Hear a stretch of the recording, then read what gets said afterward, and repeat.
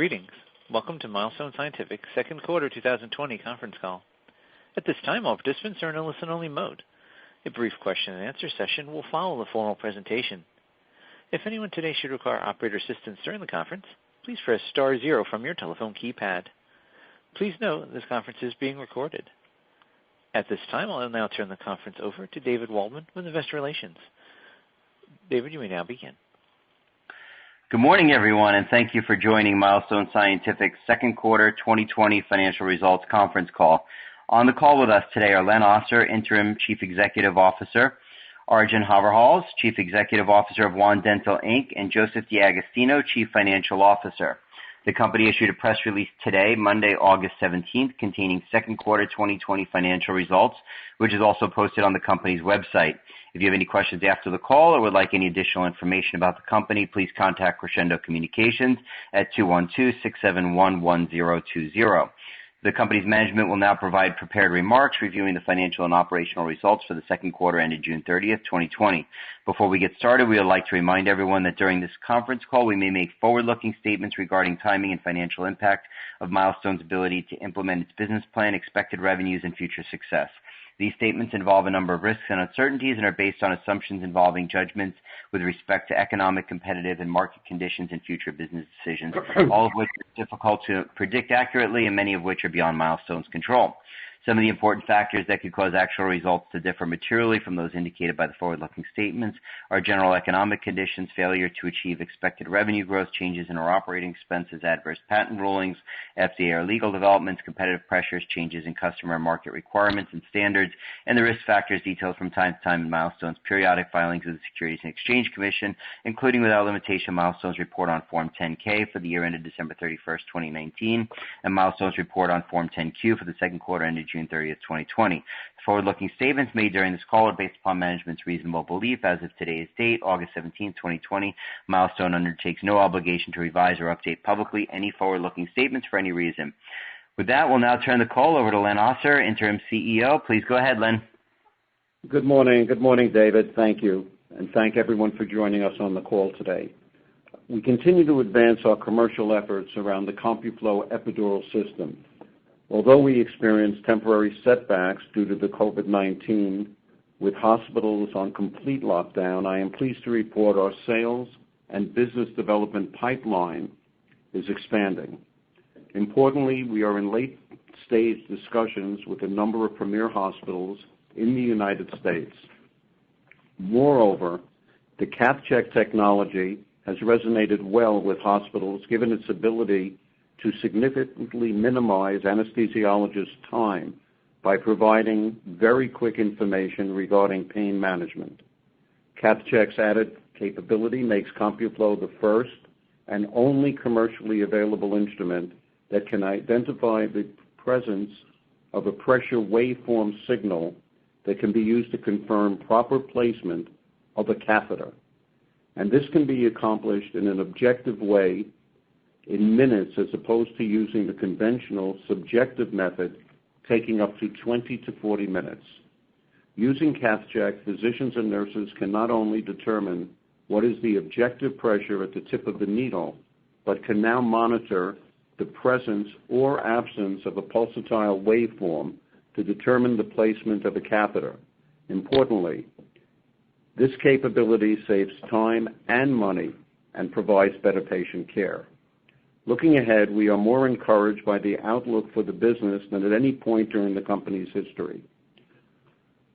We have successfully trialed our CompuFlo epidural system in multiple hospitals, and we are now working with doctors and VAT committees in the respective hospitals.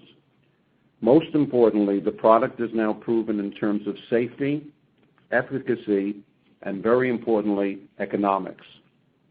For these reasons, we are confident as ever that our technology will become the new standard of care and believe that our company is well positioned for a broad commercial rollout of our CompuFlo epidural system. Turning to our dental division, the global pandemic has had a negative impact on revenue for the second quarter due to industry-wide reduced hours and closings of dental offices throughout the country and the rest of the world. The quarter was a disaster for us and the industry. Nevertheless, we are encouraged by the steady reopening of dental practices in the U.S. for some degree, but a large degree in Europe. And the order flow this month has shown a turnaround for us. In the meantime, we have utilized this period to significantly enhance our marketing activities, to better educate dentists on how the wand can help dentists rebuild their practice by providing a safer and more pleasant environment for the patients and staff. With the recent appointment of Arjun Havalos as Chief Executive Officer of Wand Dental, Inc., we are enhancing the sales and marketing activities around our dental instrument and are exploring new collaborations and distribution opportunities. At this point, I'd like to turn the call over to Arjun to describe the sales and marketing activities around the wand instrument in more detail. Please go ahead, Arjun. Thank you, Len. First, let me state how excited I am to join Milestone at this exciting time. Despite the temporary impact of the current pandemic, I'm confident that the epidural instrument will become standard of care, and there is similar potential for this technology across a wide range of indications. As Len previously commented, a lot of my initial focus has been on revamping sales and marketing activities around our dental instrument.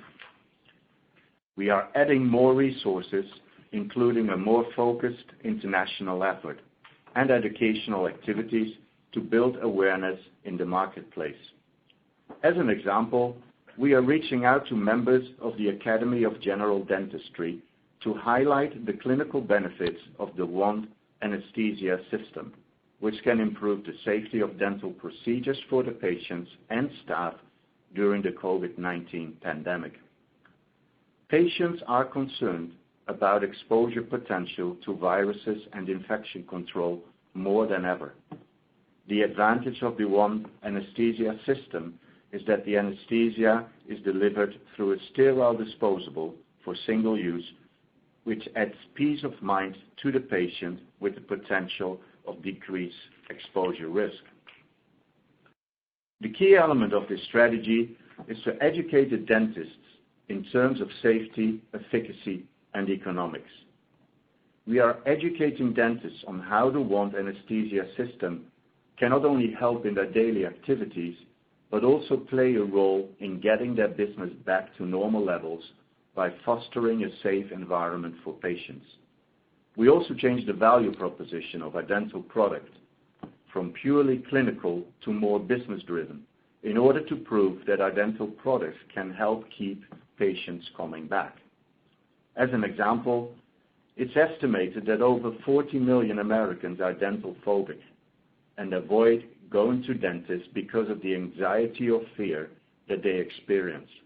Let's assume a dental practice has 1,000 patients. It is widely reported that approximately 25% of second appointments are canceled out of fear. Therefore, it would be reasonable to assume that with our wand instrument, a dental practice could be able to capture up to $200,000 per year, bringing those patients back into the practice by using our product, thereby reducing or eliminating their fear. So as we sit today, we are gradually seeing improved uptake in the United States, and markets are slowly opening across Europe, although not yet at the level they used to be. Most important, we are not sitting around and being reactive. Our team is working aggressively to exploit every opportunity possible and believe we will be very well positioned as the pandemic eventually subsides. Turning to our medical instrument for just a moment, as Len mentioned, we are trialing our CompuFlow epidural system in multiple hospitals and medical schools, placing the system with key opinion leaders and working with some of the top anesthesiologists in the United States and Europe. In Europe, we are targeting hospitals in Italy, Germany, France, Denmark, Switzerland, and Sweden, and other countries, and we are pleased with the feedback we've received. In the United States, we are in late-stage discussions with a number of leading hospitals and will provide further updates as soon as we are at liberty to do so. At this point, I'd like to turn the call over to our CFO, Joseph DeAgostino, to go over the financials in detail. Please go ahead, Joseph. Thank you, Arjun. Revenue for the 3 months ended June 30th, 2020 was $167,000 versus $2.2 million for the second quarter of 2019. Dental revenues decreased by approximately $2.1 million due to the impact of the COVID-19 pandemic on the company's customers, suppliers, vendors, and other business partners. Medical revenues for the 3 months ended June 30th, 2020 and June 30th, 2019 were nominal, reflecting our strategy to place the instruments with KOLs at no cost to drive awareness and then adoption of the instrument. Gross profit for the second quarter ended June 30th, 2020 was approximately $112,000 or 67% of revenues versus approximately $1.5 million or 68% of revenue for the second quarter ended June 30th, 2019. Operating loss for the 3 months ended June 30th, 2020 was approximately $1.3 million versus approximately $1.1 million for the quarter ended June 30th, 2019. The increase in loss is the result of decreased revenue from the dental business. Net loss for the 3 months ended June 30th, 2020 was approximately $3.1 million or 6 cents per share versus a net loss of $1 million or 2 cents per share in the prior period. Now I'd like to turn our attention to liquidity and capital resources. As of June 30th, 2020, the company had cash and cash equivalents of $16.6 million to compare to cash and cash equivalents of $2.3 million as of December 30th, 2019. As of June 30th, 2020, total assets were approximately $19.9 million and working capital was $16.5 million. Revenue for the 6 months ended June 30th, 2020 was $1.9 million versus $4.1 million for the 6 months ended June 30th, 2019. Dental revenues decreased by approximately $2.1 million, which is related to the decrease in the sales of handpieces and devices throughout the country and internationally due to the COVID-19 pandemic. Gross profit for the 6 months of 2020 was $1.3 million or 71% of revenue versus $2.8 or 68% of revenue for the first 6 months of 2019. Operating loss for the first 6 months of 2020 was approximately $4.7 million versus approximately $1.9 million for the first 6 months of 2019. This increase in loss is a direct result of our decrease in dental revenues. Net loss for the 6 months ended 2020 was $4.7 million or 9 cents per share versus a net loss of $1.8 million or 4 cents per share for the comparable period in 2019. At this point, I'd like to turn the call back to Leonard. Leonard? Thank you, Joseph. We remain encouraged by the outlook for the business and especially the market potential for the CompuFlo epidural instrument for a variety of epidural procedures and other medical applications. However, our initial focus is on the labor and delivery market. We believe that our technology has the potential to transform the industry and ultimately become the standard of care. Given the uncertainty in the market, we took the opportunity this past quarter to raise capital. As of June 30th, 2020, we had cash and cash equivalents of $16.6 million. We believe the strength of our balance sheet provides a substantial runway to help mitigate the risks related to COVID-19, as well as provide additional resources to accelerate our sales and marketing activities around the CompuFlo epidural system and the wand instrument.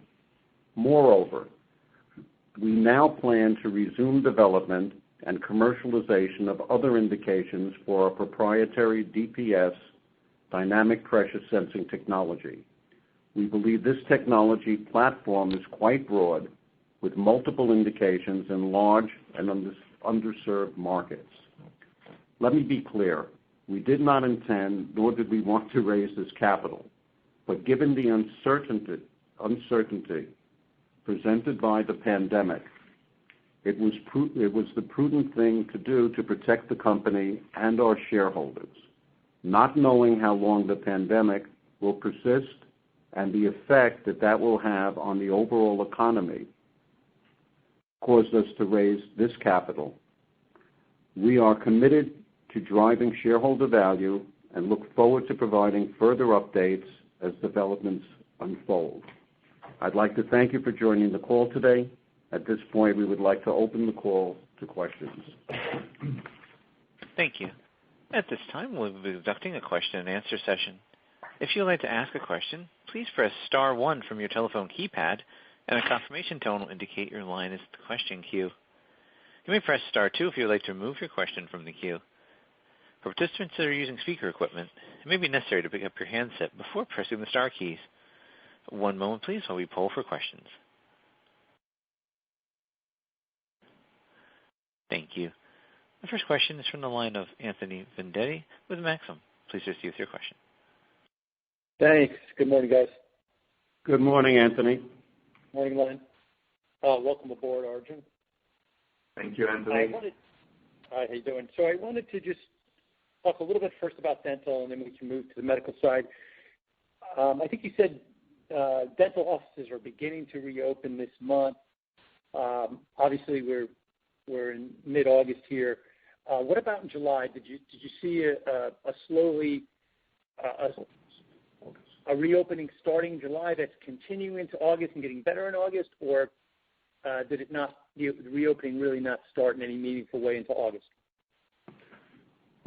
Let me answer your question. The reopening, what we see, is beginning to start and going back to, let's say, closer to normal levels, of course, at reduced activities, but definitely for the month August. Okay, that's helpful. And then in terms of the medical business, you mentioned that the sales pipeline is developing, the interest level has increased, and you're trialing it in multiple hospitals in the U.S. as well as multiple countries in Europe. As that trial is going on, and I know you have an agreement with GPO, how are the negotiations going with the actual hospitals in the GPO about actually purchasing, or has that really been severely limited by COVID-19, and right now it's just more of a pipeline of interest? Well, everything has been limited around the world, and particularly in the United States, given the fact that we've lagged significantly compared to the other Western countries. Certain areas opened up, which gave us an opportunity to go into those areas. One was Florida, one was Texas. They obviously have opened up too soon and have closed down again. But we've made headway there with some news. We've hired a couple of new salespeople. We now have 3 salespeople reporting to our head of sales in the United States. Fortunately, New York State has done very, very well in flattening the curve, so we're putting a lot of attention into New York State at the moment. The problem at the moment, because of COVID-19, is both the doctors and the staff and the VAT committees are totally engulfed because of COVID-19. Hospitals, however, have opened up in New York State, so we're taking advantage of that and moving wherever the opportunity lies. So to answer as best as I can, the funnel, because of what I just mentioned, both with new salespeople, additional salespeople, and with New York State opening, has increased dramatically. So we're moving much closer, to having the product in hospitals, but the attention right now is on COVID-19. So I cannot predict when we will start closing hospitals, but we are at the end of the process, and I can say that both the epidural product and the cath check product are very, very well received by the doctors and the staff. Does that answer your question, Anthony? Yeah, no, that's very helpful. Just to follow up though on it. So, assuming you get an actual trial and they go through the process of saying, okay, we agree this is significantly better than the current standard of care. What do you anticipate in a normal environment the sales cycle to be once you make contact with a hospital and trial it? Is this a 3 to 6 month process, a 6 to 12 month process in terms of being able to close it? And maybe relate that to the dental. What's the general sales cycle there, and do you expect it to be around the same or a little bit longer on the medical side? Well, the medical, traditionally, to get a product to a very high level of acceptance is 1.5 to 3 years. However, we've been doing this for 1.5 years. So we're at a point now where the product has been accepted by the vast majority of anesthesiologists that have tried it. We've already piloted it in many different hospitals successfully. So we are now waiting with a number of hospitals so that the VAT committee approves the purchase of the product. We are selling disposables to some hospitals as they continue to use it, having finalized the pilot. So what's keeping us from actually making arrangements with hospitals where they use our product exclusively to replace the hypodermic syringe is the VAT committees because of COVID-19 and the enormity of the expenses because of the pandemic. So that's the problem at the moment. Being that both products, both the cath check and the epidural, are working as they are supposed to, and it's obvious to the doctors, the answer to part of your question is 8 months ago. We would have been in many hospitals. We wouldn't be having this conversation today. We'd be having a very different conversation if not for the pandemic. We would have, at this point, I believe, and our head of sales, Eric Gilbert, believes that we would have been in quite a number of hospitals at this point, especially given the economic study that has been released, the enormity of savings with using our product. As you noticed, unfortunately in New York, we've yet again had the death of a young woman, probably because of the epidural. These things can be avoided by using our product, including the other less significant morbidities. So I think it's quite obvious what we can do in replacing 1860 technology with a technique that was developed in the 1920s. It's a matter now of where the VAT committees are spending money and the fear that the VAT committees don't know how long the virus will be with us and what that cost will be. So this is our problem at the moment, and this is why we raised the capital that we raised, because we are not aware, nor is anyone else, with how long the virus will be with us, nor the underlying economic effects. Understood, Len. Yeah, that's very helpful. On the cath check, if you could just clarify for us and for the investors, that was just it's using the same CompuFlow system. It's just checking now to make sure a catheter is properly placed or hasn't been displaced. And so that doesn't require any type of 510K clearance. You just had to put a letter to your file, correct? Yeah, you're exactly correct. What the cath check does, keeping in mind that the anesthesiologists have told us in many cases, and that's why we had to redo the disposable, that they work in seconds, not minutes. So time is of the essence in labor and delivery with anesthesiologists. So one of the major problems that they have is when the catheter is left in for pain management for the epidural after the needle is removed, the woman is going through labor.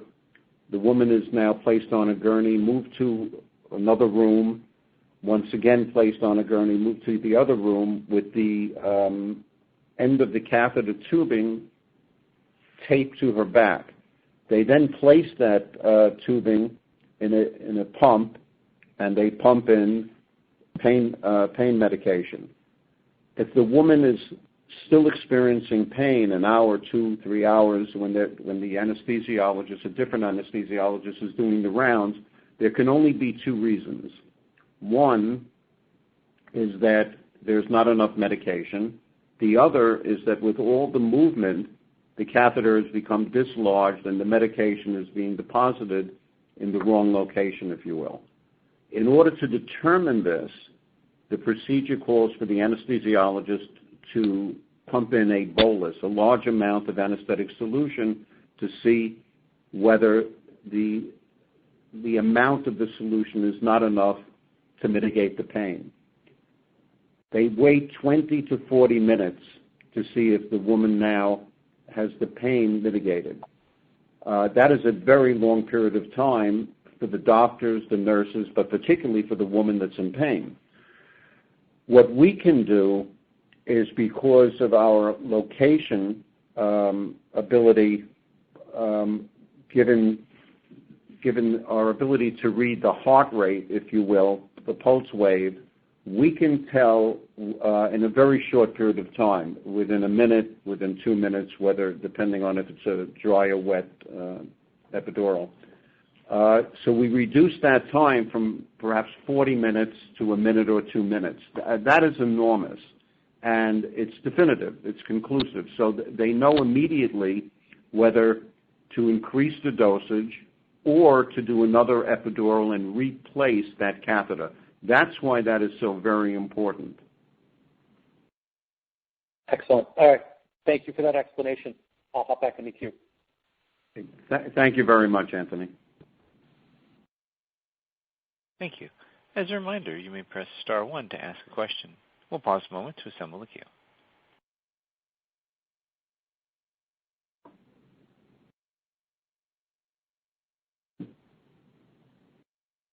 Once again, you may press star 1 if you'd like to ask a question.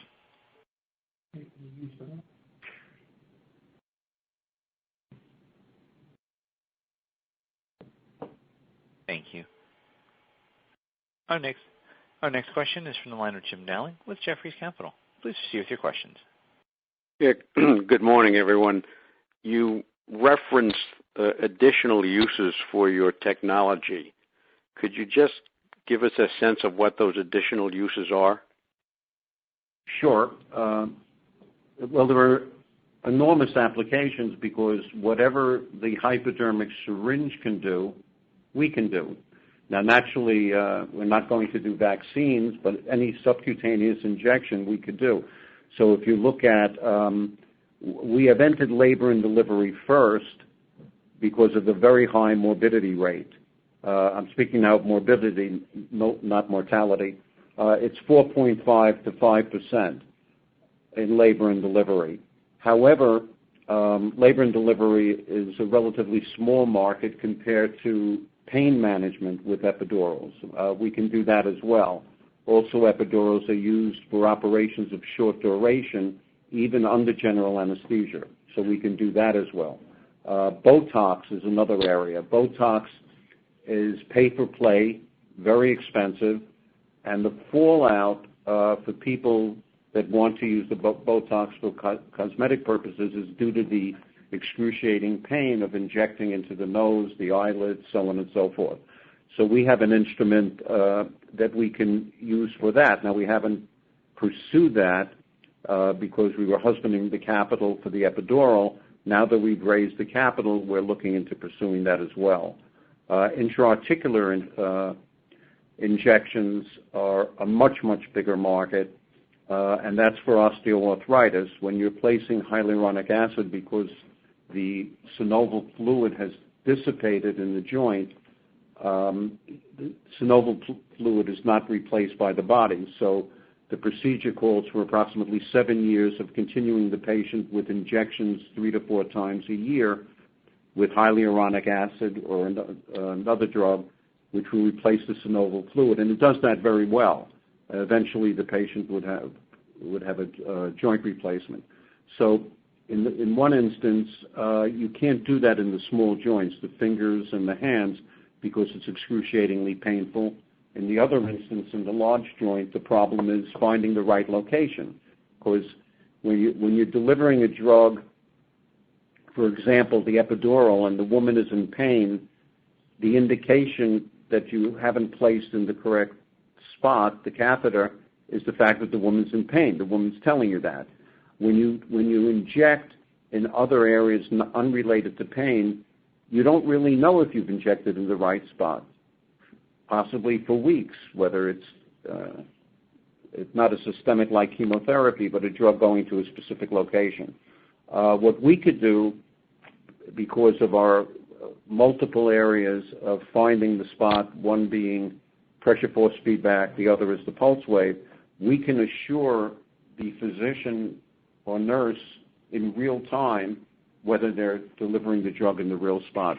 So the answer is anywhere where you want to significantly reduce or eliminate the pain of the injection, or be assured that you're delivering the drug in the proper location.